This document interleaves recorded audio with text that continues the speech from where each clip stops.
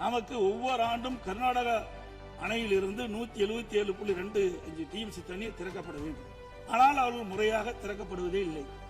ஒவ்வொரு மாதம் நாம் போராடிதான் கர்நாடக அணையிலிருந்து தமிழ்நாட்டிற்கு தண்ணீரை பெற்று வந்து கொண்டிருக்கிறோம் என்பதையும் நேரத்தில் சுட்டிக்காட்ட விரும்புகின்றேன். புரட்சித் தலைவர் எம்ஜிஆர் அவர்களால் துவக்கப்பட்ட சட்ட போராட்டத்தை தொடர்ந்து காவிரி நடுவர் மன்றம் அமைத்து அதை மத்திய அரசியலை வெளியிடச் செய்து நடுவர் மன்றத்தின் இறுதி ஆணையின்படி காவிரி மேலாண்மை வாரியம் மற்றும் காவிரி நீர் முறைப்படுத்தும் குழு ஆகியவற்றை அமைக்க உச்சநீதிமன்றத்தை நாடியது. எனது தலைமையிலான மாண்பு அம்மாவின் அரசு எடுத்த தொடர் நடவடிக்கையின் காரணமாக 16/2/2011 உச்சநீதிமன்றம் இறுதி தீர்ப்பை வழங்கியது.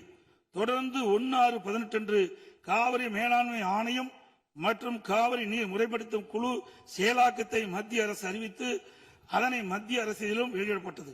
இந்த ஆணையத்தின் பணிகளும் குழுவின் பணிகளும் முறையாக கீழ்கண்டவாறு வரையறுக்கப்பட்டுள்ளன. 1. காவிரி நதிநீரை தேக்குதல், பகிர்மானம் செய்தல், முறைப்படுத்தல் மற்றும் கட்டுப்படுத்துதல். 2. காவிரி நீர் முறைப்படுத்தும் குழுவின் துணையுடன் அணைகளின் செயல்பாட்டை மேற்பார்வையிடுதல் மற்றும் அவற்றிலிருந்து நீரை பாசன மற்றும் இதர தேவைகளுக்கு வழங்குவதை முறைப்படுத்துதல். 3. கர்நாடகம் தமிழ்நாடு எல்லையில் வில்லிக்குண்டுக்கு நீர் அளவை நிலையத்தில் கர்நாடக அரசு நீர் வழங்குவதை கண்காணிப்பது.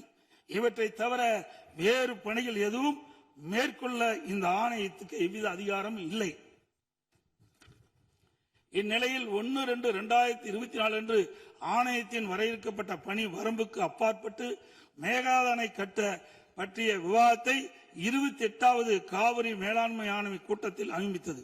அப்போதைய திமுக அரசு இதனை கடுமையாக எதிர்த்து வெளிநடப்பு செய்தது குறித்தும் ஆணையம் அதன் அதிகார வரம்பிற்கு சம்பந்தமில்லாத மேகதாது அணை கட்டுவது குறித்த கருத்தை மத்திய நீர்வள கமிஷன் பரிந்துரைத்துள்ளது குறித்து அப்போதைய திமுக அரசின் கவனத்திற்கு நான் கொண்டு வந்தேன். குறிப்பாக 14/2/2024 அன்று சட்டமன்றத்தில் நான் எங்களது ஆட்சி காலத்தில் கர்நாடக அரசு மேகதாது அணை கட்டுவது குறித்து விவாதிக்கும் அதிகாரம் ஆணையத்திற்கு இல்லை என்றும் 2018ஆம் ஆண்டு மேகதாது அணை குறித்து பிரச்சனை மத்திய நீர்வள கமிஷன் பார்வைக்கு சென்றபோது எனது அரசு 5/12/2018 அன்று மத்திய நீர்வள கமிஷன் என்ற இயக்குநர் மீது உச்சநீதிமன்றத்தில் நீதிமன்ற அவமதிப்பு வழக்கை தொடர்ந்து என்றும் இன்னும் அவ்வழக்கு நிலுவையில் உள்ளது என்றும் திமுக அரசு தொடர்ந்து நடத்திட வலியுறுத்தியதோடு தமிழக நலன் பாதுகாக்கப்பட வேண்டும் என்பதையும் உறுதி செய்யும் வலியுறுத்தப்பட்டது.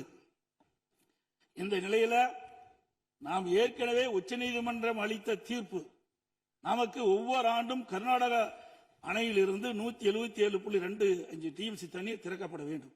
ஆனால் அவர்கள் முறையாக திறக்கப்படுவதே இல்லை. ஒவ்வொரு மாதம் நாம் போராடிதான் கர்நாடக அணையிலிருந்து தமிழ்நாட்டிற்கு தண்ணீரை பெற்று வந்து கொண்டிருக்கிறோம் என்பதையும் நேரத்தில் சுட்டிக்காட்ட விரும்புகின்றேன். இந்த நிலையில 2024ஆம் ஆண்டு கர்நாடகாவில் மாண்புமிகு முதலமைச்சர் சீதாராமையா முதலமைச்சர் பதவி வைத்த போது துணை முதலமைச்சராக நீர்ப்பாசனத்துறை பொறுப்பு வைத்த மாண்புமிகு துணை முதலமைச்சர் சிவகுமார் அவர்கள் 16/2/24 கர்நாடக பட்ஜெட்டில் காவிரி ஆற்றின் குறுக்கே மேகதாது அணை கட்ட பல ஆயிரம் கோடி ரூபாயை ஒதுக்கியுள்ளதாகவும் அறிவித்தார்.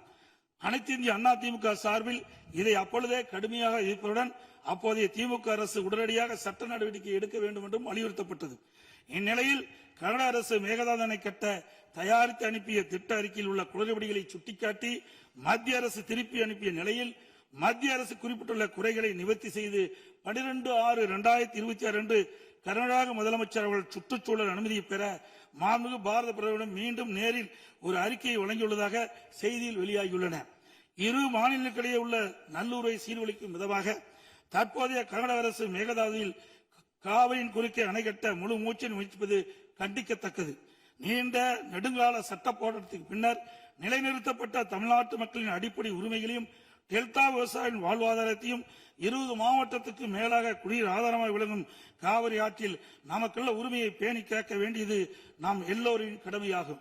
கர்நாடக அரசு காவிரி நடுவர் மன்றம் 5/2/2007 அன்று அளித்த இறுதி தீர்ப்பை மதிக்காமலும் 16/2/2012 அன்று உச்சநீதிமன்றம் அளித்த இறுதி தீர்ப்பை மதிக்காமலும் தன்னிச்சையாக மேகதாதுவில் அணை கட்ட நிதி ஒதுக்கீடு செய்ததும் திருத்திய தொழில்நுட்ப திட்ட அறிக்கை மீண்டும் இம்மாதம் மத்திய அரசிடம் சமர்ப்பது கண்டிக்கத்தக்கது. அனைத்து இந்திய என்பதை இந்த நேரத்தில் தெரிவித்து அனைத்து இந்திய அண்ணா திராவிட முன்னேற்ற கழகத்தின் சார்பாக மாண்பு முதலமைச்சர் அவர்கள் கொண்டு வந்த அரசின் தனி தீர்மானத்தை ஒருமனாக ஆதரிக்கின்றோம்.